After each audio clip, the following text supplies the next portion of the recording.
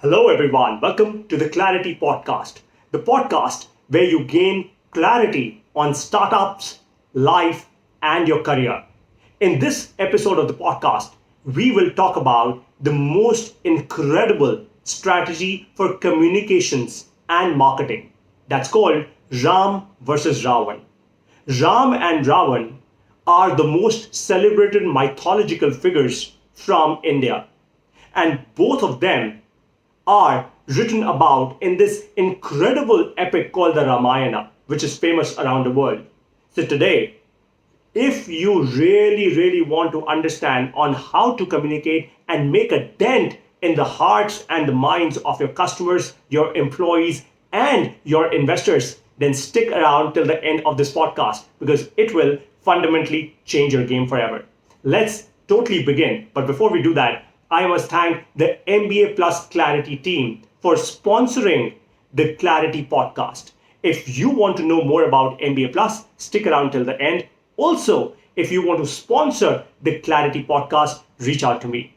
This podcast is divided in 4 chapters. The first chapter is an activity that we will do together. It's called visualization. The second chapter is how Steve Jobs used the Ram versus Ravan strategy and the entire framework of communications. Chapter number 3 is Ram versus Ravan framework of communication design. How can you actually use this framework? And chapter number 4 is Q&A that we will do together. So Ram versus Ravan. For a lot of you that might not really know who these mythological figures are, Ram is celebrated as one of the most revered gods in the Hindu culture. He's one of our most revered gods. Sri Ram, as he's called, as he's known, is the most incredible person who showed leadership skills, who showed the skills of how you need to really understand your parents and listen in, and of course sacrifice a lot of what you probably own for the good and the better of so many others. Ravan, on the other end, is supposed to be this incredibly negative figure. Though, let me tell you one important fact, that Ravan was a Mahagyani, an incredibly enlightened Pandit, a Mahagyani. What Ravan did, where all of this went wrong for him, was he took away Mata Sita. Mata Sita is Sri Ramji's wife. For a lot of you who do not know what Ramayana is or where this entire story really takes a big turn. And Ravan took away Mata Sita in a fashion that most of us would never want our wives or our children to go through. And that's when Sri Ram took the vow that I will get Mata Sita back and get her back in the right manner. So Sri Ram stood for righteousness, and Ravan for everybody stood for everything that is wrong. Let's now get started with this podcast. Chapter number 1, visualization. What I want you guys to do now is close your eyes. I'm also now going to close my eyes, and I will narrate a story in front of you. Feel that story with me. And then, while you're watching this video, write in your comments how you felt it. Close your eyes now. The month of June, the year was 2013. I was, like every morning, I was just getting out of my house to drive to my workplace. My workplace was about 1 hour of a drive from my home. The moment I started the car, I received a WhatsApp message saying, Paritosh, quickly switch on the TV. Now, I don't really watch TV, so I did not pay heed to that message. And then I went a little further ahead in my car on my distance, traveling the distance towards my work. And then I got another message, and a whole battery of messages, a whole flood of messages started coming to me. Paritosh, watch. And then I parked my car on one of the sides, and I quickly opened my WhatsApp and started looking at what was happening. There was a YouTube link that was given to me. I clicked on that link. And what I saw in front of my eyes, for a while I just couldn't understand. I just couldn't believe what was happening. I just couldn't comprehend what was happening in front of me. I saw a huge flood in front of me. I saw people just being washed away completely. I saw houses, large buildings, hotels, shops just being washed away, just like that, as if they're a pack of cards. I saw many families, just taken away from each other. I saw young kids, I saw old people, I saw everybody just being washed away with that flood. News channels were reporting that a cloud has burst. Somebody said a dam has broken open. Somebody said something else. There were stories all around. And then I saw so many people just losing their life. So many people disjointed from their families. I just couldn't comprehend what was happening. There was water all around.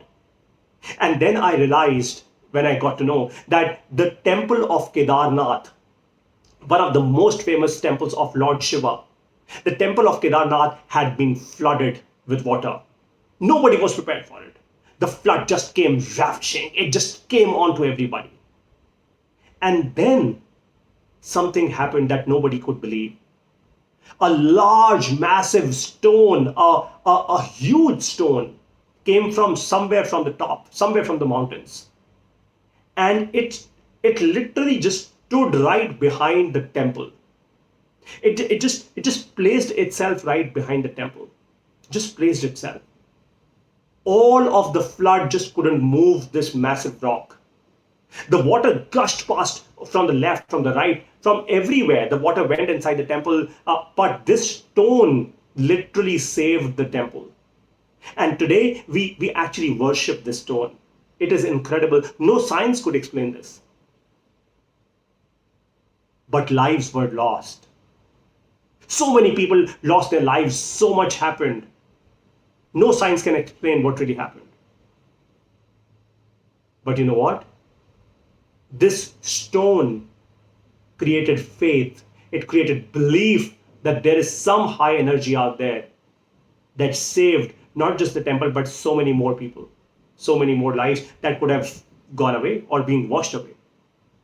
Now you can open your eyes. I've also opened my eyes. Tell me something. When I was narrating this entire story in front of you, the floods of 2013 at Kedarnath, did you feel them? Could you see people being washed away in the flood? Could you see houses? Could you see hotels? Could you see large buildings just being washed away in the floods?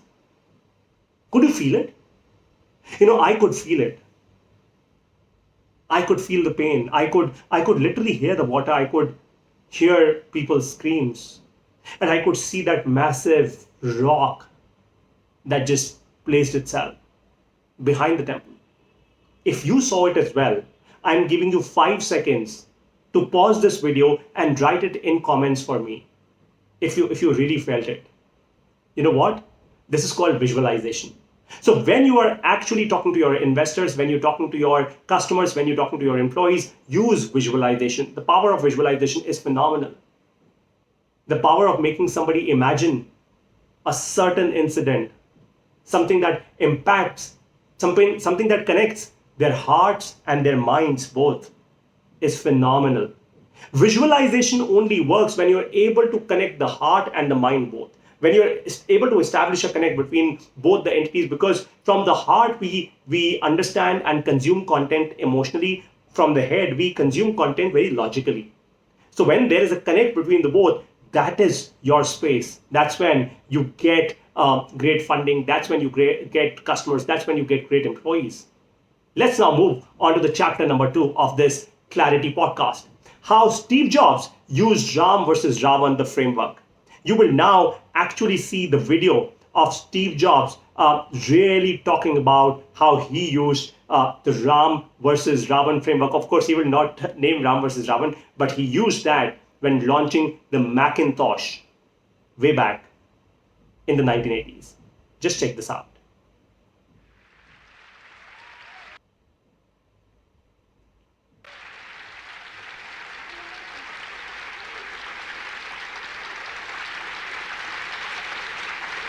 Good evening.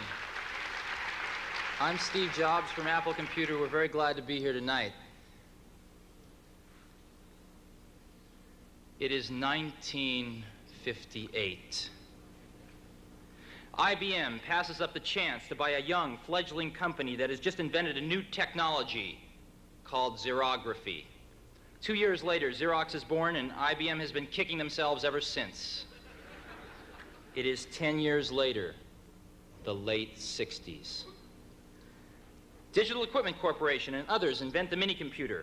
IBM dismisses the minicomputer as too small to do serious computing and therefore unimportant to their business.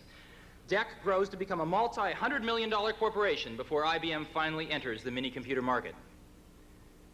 It is now 10 years later, the late 70s. In 1977, Apple, a young, fledgling company on the West Coast, invents the Apple II, the first personal computer as we know it today. IBM dismisses the personal computer as too small to do serious computing and therefore unimportant to their business. The early 1980s, 1981. Apple II has become the world's most popular computer, and Apple has grown to a $300 million corporation, becoming the fastest growing company in American business history. With over 50 competitors vying for a share, IBM enters the personal computer market in November of 1981 with the IBM PC. 1983. Apple and IBM emerge as the industry's strongest competitors, each selling approximately $1 billion worth of personal computers in 1983. Each will invest greater than $50 million for research and development and another $50 million for television advertising alone in 1984, totaling almost $250 million combined. The shakeout is in full swing. The first major firm goes bankrupt, with others teetering on the brink. Total industry losses for 1983 outshadow even the combined profits of Apple and IBM for personal computers. It is now 1984. It appears IBM wants it all. Apple is perceived to be the only hope to offer IBM a run for its money. Dealers, initially welcoming IBM with open arms, now fear an IBM-dominated and controlled future.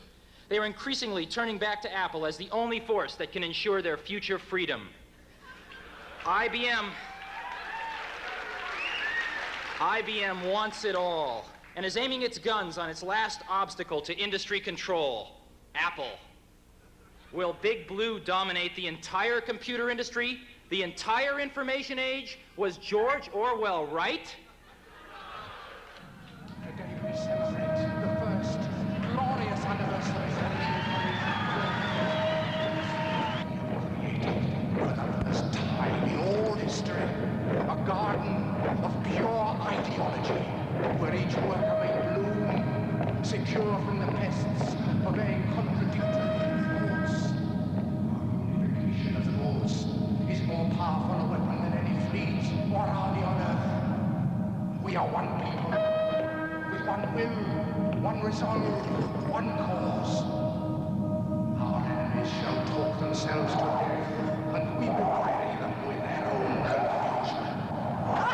We shall prevail. On January 24th, Apple Computer will introduce Macintosh. And you'll see why 1984 won't be like 19...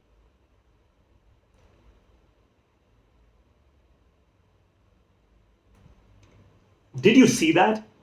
Steve Jobs literally never actually launched Macintosh. Literally. He only went ahead talking about how IBM lost the opportunity, how IBM lost that opportunity, how IBM was just so ignorant of what's happening in technology, what's the future really like. And Steve Jobs created Ravan out of IBM. And then he just very quietly placed RAM in front of everyone, which is the Macintosh. He placed it in people's heads and hearts. He made that connect. He made IBM into the Ravan. He made IBM the big brother, the bad brother for everyone, the bad boss for everyone. And he ensured that everyone would start seeing Macintosh as a Ram, as the ultimate healer, as the ultimate leader of the computing industry. And that's how Steve Jobs used the entire Ram versus Ravan strategy. Chapter number 3, Ram versus Ravan, the framework of communication design. This is the most important framework for all of you. The first step of this framework is establish Ravan first only as a fact. Do not be negative about it. Which means that you need to actually establish Ravan as a fact. You don't have to talk negative about somebody. You don't have to say the other person is bad, that is why I'm good. The other product is bad, that is why my product is good. No. You have to only fundamentally establish a fact. So, for example, if your city, the city where you live, where you stay, if it has large potholes, then you just have to say the fact that it has large potholes. You don't have to relate it to the MLA or the political leader of that constituency, saying that he or she is bad. No, they're not. Just understand that you have to place forward a fact. Most people, they think from the heart, they emote. So people, when they will hear what you're saying, they will automatically emote. And that's your window to get inside their head and their hearts and really place your product as Ram. Realize that. This is the most important fundamental for all of you. You have to really understand that you don't have to talk negative for anybody. You just have to place a fact in front of people, a problem as a fact in front of people. Now, for step number 4, for chapter number 4 and beyond, and in fact, this framework has 2 more important steps. For all of that, what you need to do is to take the MBA Plus membership. Because all of this incredible content is inside the MBA Plus app. The memberships are available to everybody across the world. If you want to gain clarity in your business, in your startup, in your career and your life, then Clarity Podcast, which is exclusively made available, a lot of incredible paid content made available in the MBA Plus app, you must definitely subscribe to the Clarity Podcast. Do that, gain clarity, move forward in life. To download the MBA Plus app, go to your Google Play Store, download the MBA Plus app. If you have an iOS phone or an Apple phone, just download the My Institute app there and write the institute code as PBMDH and pay the membership fee and you'd be in.